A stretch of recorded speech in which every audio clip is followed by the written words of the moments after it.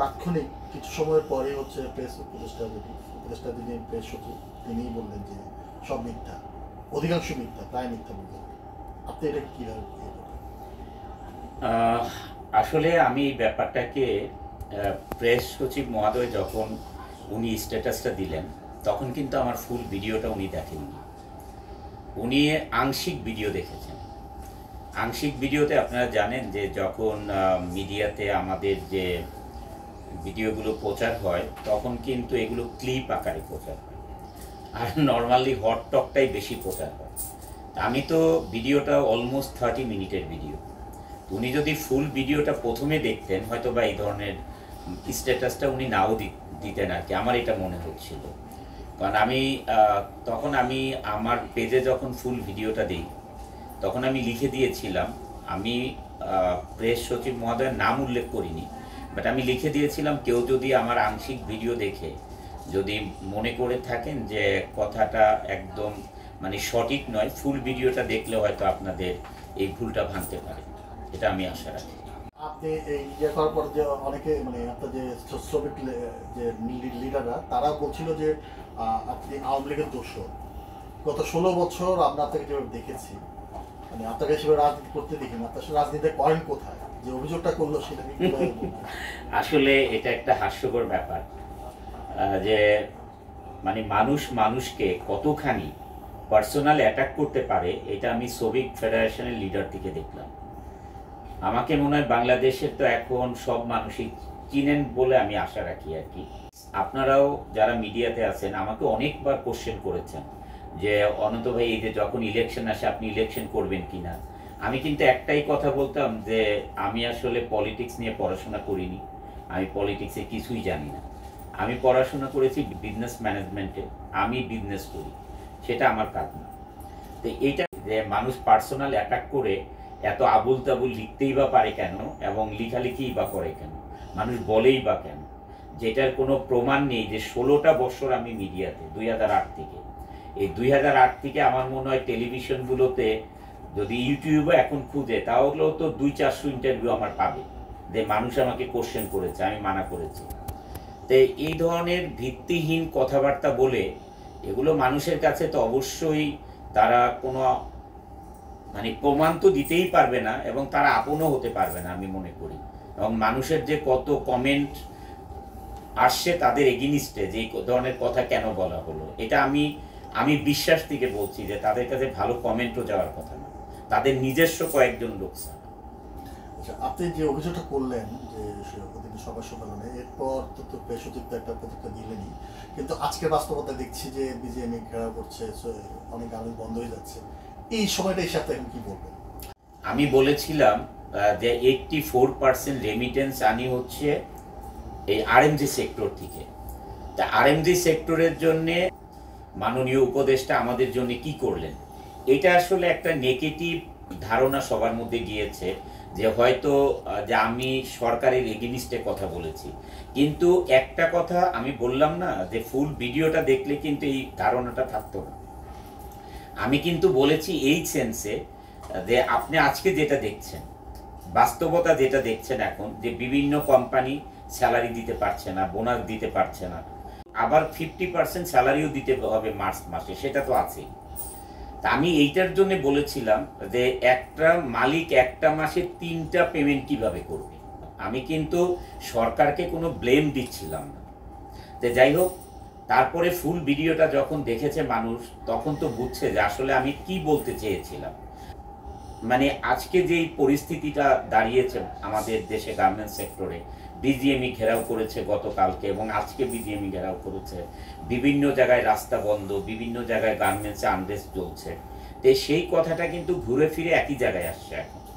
আমি কিন্তু এইটাই বলছিলাম, প্রত্যেকটা গার্মেন্টসে যদি 1 মাসের একটা বেতনের লোন দিয়ে দেওয়া হতো তাহলে কিন্তু এই আনরেস্টটা বা যে বিশৃঙ্খলা এখন দেখা দিয়েছে গার্মেন্টস সেক্টরে, এটা হতো না।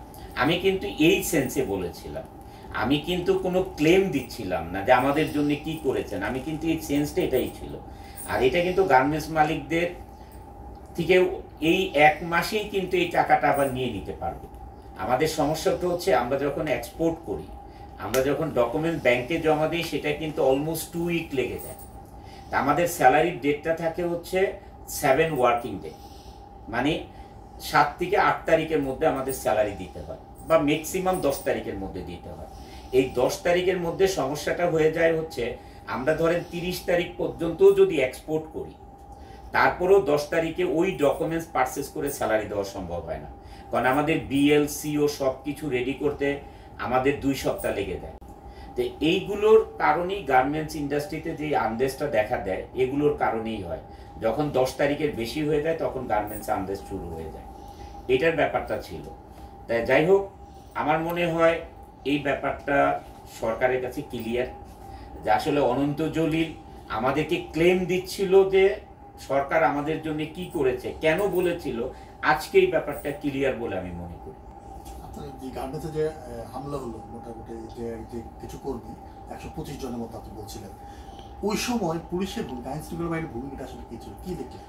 আইন শৃঙ্খলা ভূমিকাটা যেটা ছিল, আপনি জানেন যে তারপরে আমি প্রথমেই একটা স্ট্যাটাস দিই আমার, এবং এভিডেন্স সহ আমি একটা স্ট্যাটাস দিই আমার ফেসবুকে। প্রথমেই আমি সেনাবাহিনীর প্রতি কৃতজ্ঞতা জানাই। আমাদের যে সাভার ক্যান্টনমেন্ট আছে, জিওসি মহোদয়ের প্রতি আমি কৃতজ্ঞতা জানাই। তারপরে ওইখানে যে কর্নেল আছেন ওনার প্রতি কৃতজ্ঞতা জানাই। তারপর আমাদের যে ফ্যাক্টরির কাছে যে ক্যাম্প আছে, আর্মি ক্যাম্প, ওইখানে লেফটেন্যান্ট কর্নেল আছে, ওনার প্রতি কৃতজ্ঞতা জানাই। ওনার যে মেজর রেফাত সাহেব আছেন ওনার প্রতিও কৃতজ্ঞতা জানাই। আমি কিন্তু সুন্দর একটা লেখা দিয়েছি। এই লেখাগুলো কেন মানুষের চোখে কম পড়লো আমার বোধগম্য হয় না, যে আমি আইন শৃঙ্খলার প্রতি কিন্তু প্রথমেই কৃতজ্ঞতা জানিয়েছি।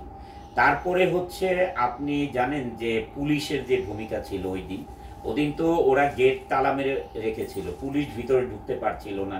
ইভেন তো এনএসআই, এসবি ওনারও আসছিলেন, কেউই কিন্তু ভিতরে ঢুকতে পারেনি। তখন এডিশনাল এসপি মহোদয় সাভার সার্কেলে উনি কিন্তু যথেষ্ট করেছেন, ওনার টিম নিয়ে, ওনার থানার ভারপ্রাপ্ত কর্মকর্তা ওনাকে নিয়ে, ওনার টিম নিয়ে যথেষ্ট করেছেন যে আনরেস্ট যেন ইন্ডাস্ট্রিতে না হয়। এবং সেনাবাহিনীরা কিন্তু একটানা 4 দিন অপারেশন করেছেন রাতের বেলা, যে আমরা যাদের ব্যাপারে কমপ্লেন দিয়েছি, যারা সত্যিকারে গিলটি, আমাদের কোম্পানিতে 12,000 লোক, সবাই তো আর গিলটি না, এর মধ্যে হাতে গোনা 150-200 লোক। তাদের ব্যাপারে যখন আমরা মানে থানায় কমপ্লেন করলাম, এই কমপ্লেনের কপি যখন আমরা সেনাবাহিনীকে দিলাম, তাৎক্ষণিকভাবেই কিন্তু অপারেশন শুরু করে। আমি এটা এবার সত্যিকারেই আমি মুগ্ধ এই ব্যাপারগুলোকে, যে মুগ্ধ এইভাবে বলছি যে আমরা সবসময় জানতাম যে আইন শৃঙ্খলা বাহিনী আমাদের যে ব্যবস্থাটা নেন, সেই ব্যবস্থাতে কখনো কখনো বিলম্ব হতে দেখি আমরা, বাট এইবার যে স্পিরিটটা আমি দেখেছি, এই কারণে আমি বলেছি আমি মুগ্ধ। এই কারণেই কিন্তু আমি কৃতজ্ঞতা জানিয়েছি আমার পেজে, ভেরিফাইড ফেসবুকে আমি কৃতজ্ঞতা জানিয়েছি, পুলিশের ব্যাপারে জানিয়েছি, সেনাবাহিনীর ব্যাপারে আমি জানিয়েছি। সরকার থেকে আপনার যে পদক্ষেপটা কয়েকটা দিকে ভাগ করা যায়, কারণ আইন শৃঙ্খলা বাহিনী এটা কিন্তু সরকারের পার্ট, সেটার ব্যাপারে আমি বললাম অনেক বলিষ্ঠ ভূমিকা পালন করেছে তারা।